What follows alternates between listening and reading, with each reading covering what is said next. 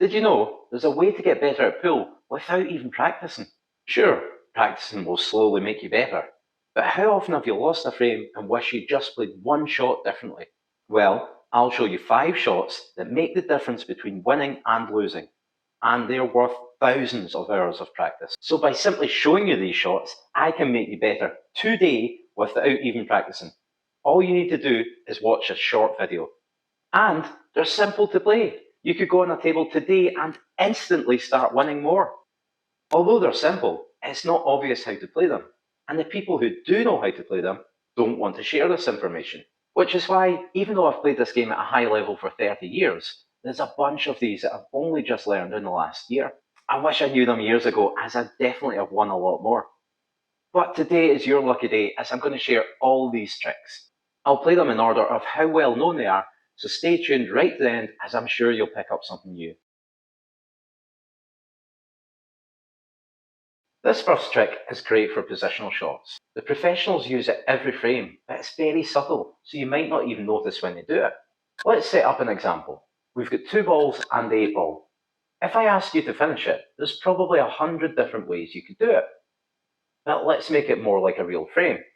If we put some obstacles in the way, we are now looking at potting both our balls in this pocket.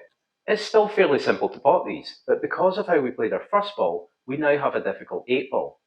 If we held the cue ball better on the first shot, we would have this simple shot on the second ball, and the cue ball is then automatically heading towards the 8 ball. To get this good position, you need to do 2 simple things. First, I'm aiming at the knuckle instead of the middle of the pocket. Second, and this is a really important part, I'm playing right hand side on the cue ball.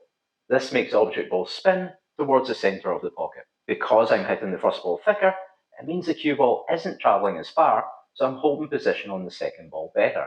And from there, I can get much closer to the 8 ball. As a bonus, even if you hit the knuckle when playing with side, the spin actually takes it into the pocket.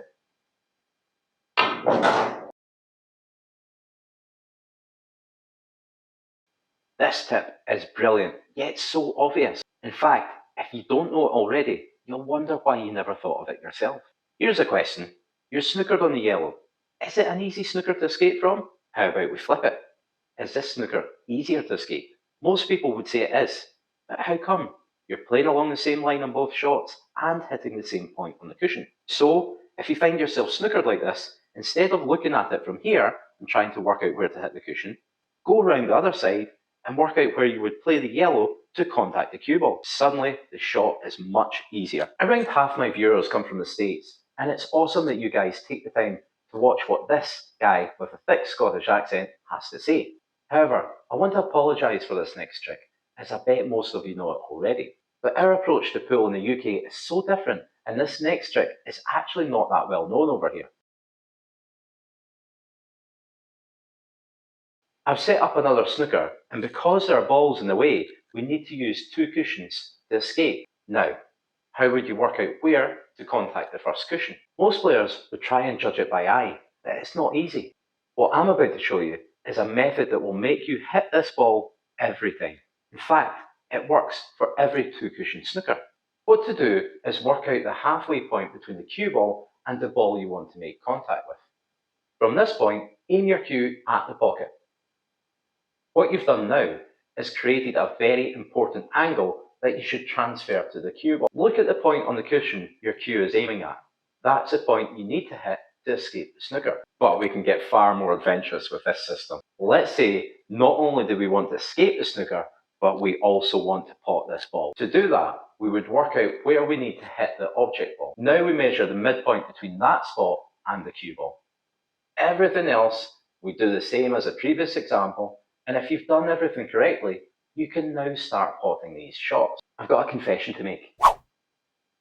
I'm the worst doubler in the world. That is until I discovered these next 2 tricks. That's right, 2 tricks. I'm giving you an extra bonus tip on this shot.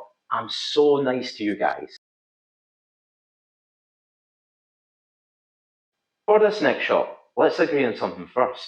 When you hit a cushion, most of the time the ball comes off at the same angle it went onto the cushion. So if I play from the corner pocket and hit the centre of the cushion, I should pot the ball in the middle pocket. Boom. However, hitting the ball harder will square it up off the cushion. As you see here, I hit the same point on the cushion, but get nowhere near the pocket. So far, that's not much of a trick, but we can use this to our advantage, and I'll show you how on this next shot. I've set up another double. You can see if I hit it full ball, I miss it on the wide side of the pocket. Most of the time, you can change the angle on a double by hitting a different part of the object ball, but sometimes that's not possible and you'll get a double kiss. So here's where the first trick comes in. Remember, if we hit it harder, it will square up off the cushion. And now we can make a double that didn't look possible a moment ago. That's one way to play the shot, but the bonus tip is even better. Because you have to hit that last shot hard, it limits what you can do with position. There's a way to pot the ball and give yourself much more control of the cue ball. To do this, we need to get spin on the object ball. When we first played this shot, we missed it on the right hand side of the pocket. So, if we can get left hand side on the object ball, it should check off the cushion. How the do I get spin on the object ball, you might ask? Well, I'll tell you, but please hit that like and subscribe button for me. To get spin on the object ball, we simply put the opposite spin on the cue ball. For this shot, we want left hand spin on the object ball, so we put right hand spin on the cue ball. And now we've got two options for making this shot. We're already on to the last trick, and I hope you'll agree, most players could get on a table today and play these shots. So, as promised at the start of the video, without even picking up a cue, I've already turned you into a better player. With that, let's get you onto the last trick and make you even better. How would you play this shot? You can pot your ball in this pocket, but you need to get the cue ball over here for your next shot. Most players would play top right hand side.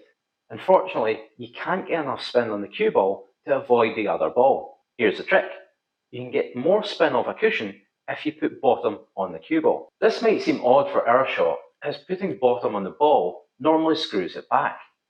But if you judge your pace correctly, the backspin will wear off before it reaches the object ball. So, on this shot, I'm now playing it with bottom right hand side, and look at that, I can now make the shot. Now, obviously improving your game takes a lot more than simply knowing how to play some shots. And there's one golden nugget piece of advice that I give every single player that makes the biggest improvement. It's so simple, all it involves is changing something by a few millimeters and you'll see an instant difference to your game. If you'd like to know what that advice is, to improve your game even further, then you must watch this video now.